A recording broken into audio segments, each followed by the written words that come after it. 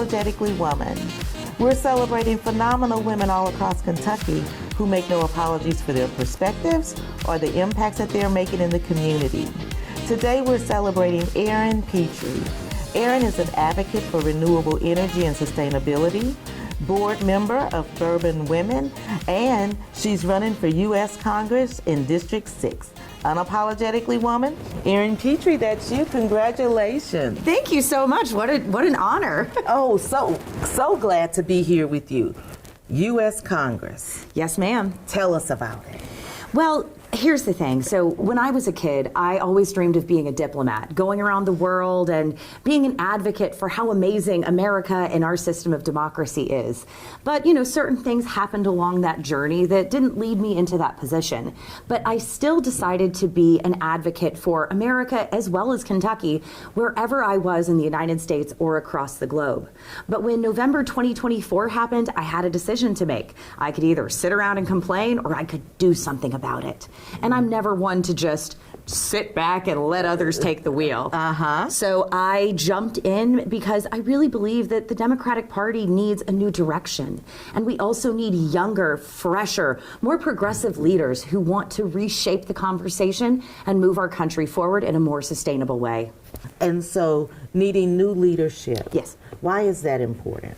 Well, I think that the leaders who are really making the laws and making the rules should better reflect the people. Right now, we have octogenarians and we have folks who, frankly, just lived in a different world order, making the rules for our society. And now we have new issues like AI and data centers and renewable energy. And we need people who actually understand those things and want to make rules that will impact us moving forward and our subsequent generations. And so you have a lot of experience in that. Yes, I do. Yes. So I have worked for over a decade in renewable energy, whether it was wind energy, electric vehicles, biomass, and then I've also worked in the sustainability space trying to make data centers more sustainable because they are really tough when it comes to heavy utilization of things like energy, water, and critical raw materials. Wow. And so what excites you the most about the run? And all of the things. Yeah, absolutely. I think it's really two things, right? One is that this is the opportunity for younger women to actually see themselves doing this. Some people said, well, Erin, why didn't you start with a lower office? You don't have to wait to make a difference, to be a leader, to have your voice heard, to have your perspective shape things at a really high level. And so for me, I'm hoping that other women, younger women, people who grew up in places like on a farm in Lawrenceburg or out in Hazard, Kentucky, or in Maysville, Kentucky, where my family is from, I want to make sure that, you can't be what you can't see. And I want to be what those women see so that they jump in and that we can continue to have fresh, relevant leadership here on out. And so you grew up on a farm. Tell us about life experience and you and your family. I'll be honest with you. Sometimes people tell me, Erin, so what'd you grow on your farm? And frankly, we grew a lot of bills. It was a lot of woods. We had 4 horses, but it was great. It was beautiful. I got to grow up in the middle of nature right here in Kentucky, and I think that experience is what made me such an advocate for environmental causes, for sustainability, for renewable energy, and for making this world, making sure that we as people are better stewards of our environment. And so, I grew up running around the woods and, learning about trees and picking up trash on the side of the farm and mucking horse stalls at 5 a.m. So, it really gave me a different perspective of, what life can be like and an appreciation for the natural beauty that we have right here in Kentucky. Absolutely. And so when you think of things that Kentuckians are concerned about, what are those things? I think it's the same thing that people across the country are concerned about. Number one is affordability. People just aren't making enough money to buy what they need to survive, let alone thrive. So it's making sure that we increase wages so that we can get to a living wage. It's making sure that we enhance worker protections like maternity leave. And then it's also doing things like making sure that people have health care that's not going to bankrupt them, but also that they can access. So it's really, it's the basics right now. People are struggling with the basics. They can't afford rent, let alone to purchase a home. And so even with the basics, and a staple of Kentucky is bourbon, of course. Of course. Of course. A favorite of mine. Yeah, and you're on the board for Bourbon Women. Yeah, so it's the first organization in the United States that fully dedicated to really embracing women and imbuing them with the education and the network and the support that they need to build strong careers in the spirits industry. And of course, we focused on bourbon because our founder and my mentor, Peggy No Stevens, she saw an opportunity to find just an outlet for women to come together in an industry that was incredibly male dominated, just like the U.S. Congress, just like renewable energy, just like the Middle East where I worked. All of these places are areas where I worked. And one of the things that's so important to me is finding ways to uplift women and bring people who've been left out of the conversation back into the table.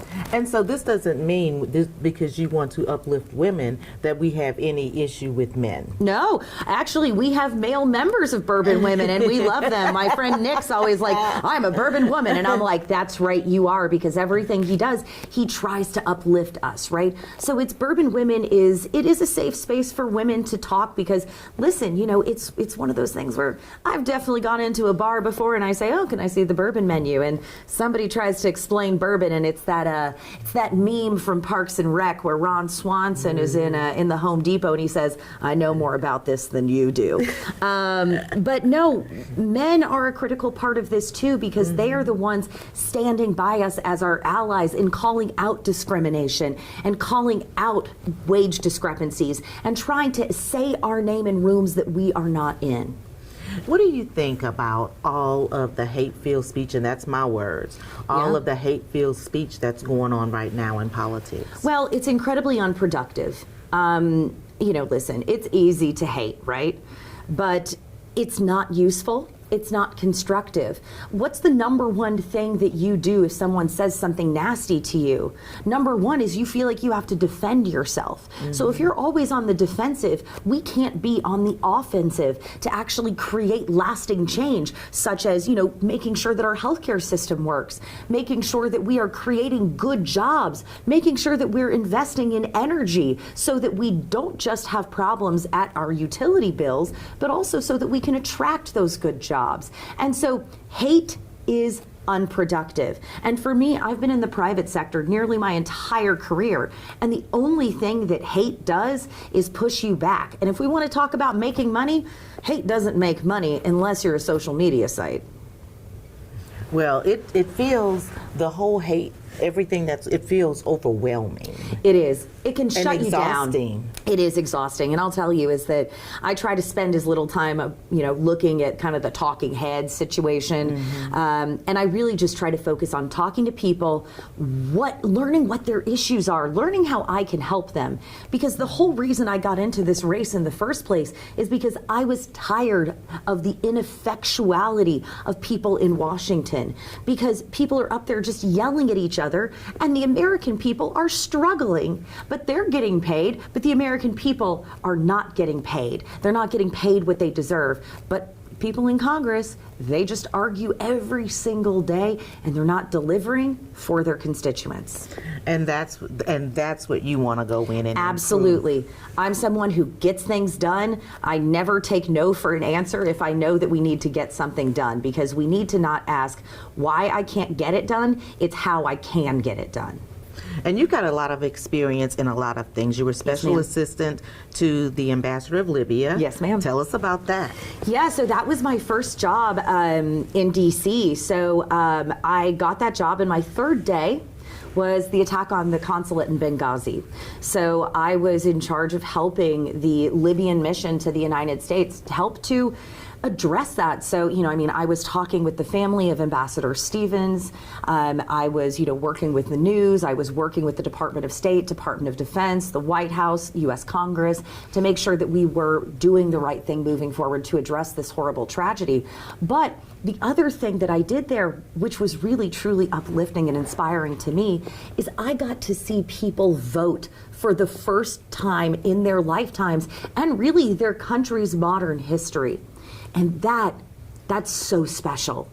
And that's what makes me realize that our democracy is precious and it is worth fighting for, because it's what others strive for. And so my job there was really coordinating and being on the front lines with every single aspect of the U.S. government, from Department of State, Department of Defense, other embassies. And I really learned how Washington works. And so if elected, I can go in there and I already know how to get things done. Girl, you better say that. Say it. And with that, I'm going to give you the last word. To young girls and young women that are looking to you, what kind of advice would you give them? Don't wait. You are already a leader. Don't be told that your voice is too small, that you don't have enough experience, because you are a member of this community. You are a citizen of this country and this world. Your voice matters. Your perspective matters. Step up, be bold, and don't apologize for being exactly who you are. So much. You got it, honey. Congratulations. Thank you so much for having me. You guys, you just heard it from Erin. Be bold. Do all of those things. Don't give up. That's the main message that we're having here today. So continue to watch as we celebrate other phenomenal women just like Erin who are making changes and strides in Kentucky on Unapologetically Woman. We'll see you soon.